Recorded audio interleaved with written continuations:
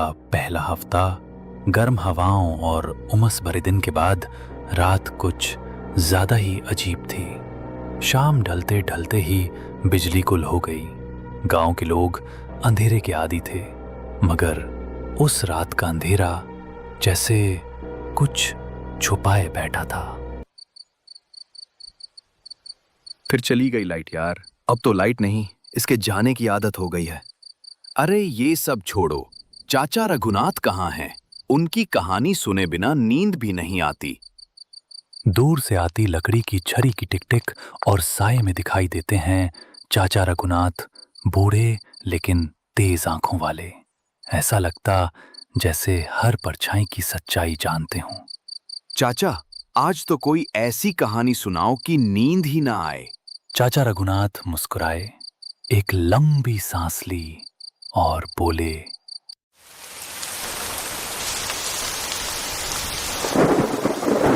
ये बात कोई 20 साल पुरानी है। जब मैं शहर से लौट रहा था, अचानक मौसम पलटा। काले घने बादल, भयानक बारिश और रास्ता ऐसा जैसे जंगल निकल जाएगा। मैं एक पुरानी पीपल के नीचे रुक गया। बारिश थमने का इंतजार कर रहा था और भगवान से दुआ कर रहा था, हे भगवान, रास्ता दे दो बस। अचानक बारिश थम गई, लेकिन रास्ता कीचड़ और बहते पानी से भरा था। तभी एक आवाज आई, बाबूजी, कब तक ऐसे भीगते रहिएगा? पास ही मेरा घर है, चलिए वहीं चले। वो आदमी चेहरा फीका, कपड़े भीग चुके थे, लेकिन आवाज में अजीब अपनापन था। मैं हिचकिचाया, लेकिन चल पड़ा उसके साथ। घर पैरों से घिरा हुआ, बीच में अकेला। अंदर घुसते ही एक अजीब सी गंध महसूस हुई। दीवार पर लालटेन टंगी थी, लेकिन तेज हवा के बावजूद लौ हिल तक नहीं रही थी। मैंने पूछा, और कौन कौन रहता है यहाँ?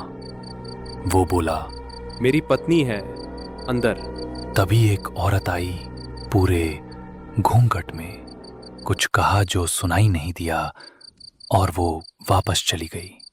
मैं बैठने ही वाला था, तभी एक कोने में मेरी नजर पड़ी, जैसे कोई फंदे से लटका हुआ हो।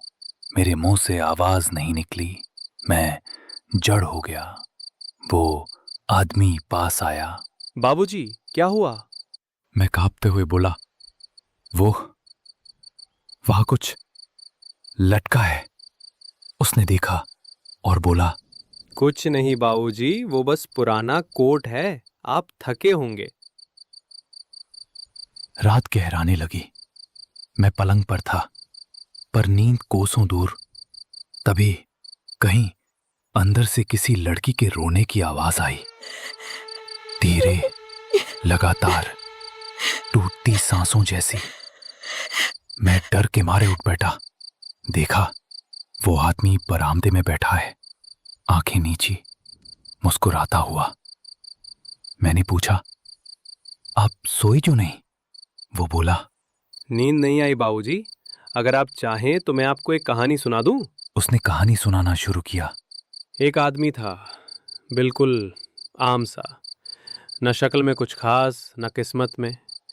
कोई उससे शादी नहीं करना चाहता था, लेकिन एक दिन पता नहीं कैसे एक बेहद सुंदर लड़की उसकी पत्नी बनी। गांव के लोग जलते थे, हंसते थे, कहते थे किस्मत देखो इसकी। फिर एक दिन वो आदमी शहर गया, थोड़ी ही देर में वापस लौटा। शायद मन कुछ अशांत था, लेकिन जो देखा उसकी आत्मा तक कांप उठी। उसकी पत्नी किसी और के साथ थी। वो चीखा नहीं, बस चुपचाप अंदर गया और गुस्से में अपनी पत्नी की गर्दन काट दी। उस लड़के को जो उसके साथ था फंदे से टांग दिया और फिर खुद जहर खाकर मर गया। लेकिन कहते हैं उसका आत्मा वहीं रह गई, अधूरी, बेचैन, अपनी कहानी बार बार दोहराती हुई। मैं चुप था। मेरी सांसें जैसे जमी हुई थीं। कुछ पूछ नहीं पाया, बस चुप। सुबह होने लगी। मैंने सामान समेटा और कहा, अब चलता हूं। कोई जवाब नहीं आया, ना उस आदमी की आवाज, ना उसकी पत्नी की। मैंने दरवाजा खटखटाया, कुछ नहीं। मैं बाहर निकल गया।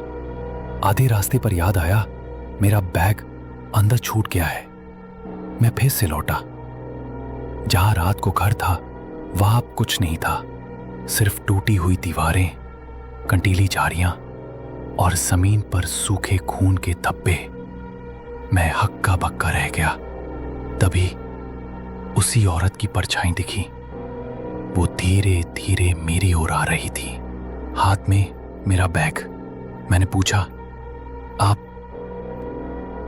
उसका घूंघट उड़ गया और जो चेहरा दिखा, सड़ा हुआ, आंखों से खून टपकता, गला आधा कटा, होठों से झाग निकलता हुआ।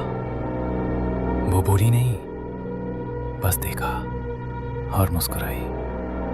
मैं वहीं बेहोश होकर गिर पड़ा। जब होश आया, मैं सीधा गांव भाग आया। आज तक नहीं जान पाया वो सब क्या था। पर हाँ, एक बात तय है, जो कहानी उस आदमी ने सुनाई थी वो उसकी खुद की कहानी थी। वो घर शायद था ही नहीं। मैं शायद पूरी रात उस खंडहर के बाहर की जमीन पर लेटा था, लेकिन मुझे लगा मैं अंदर था। कहते हैं कुछ आत्माएं अपने पाप की कहानी बार बार दोहराती हैं जब तक कोई उसे सुन न ले। शायद उस रात वो मेरी बारी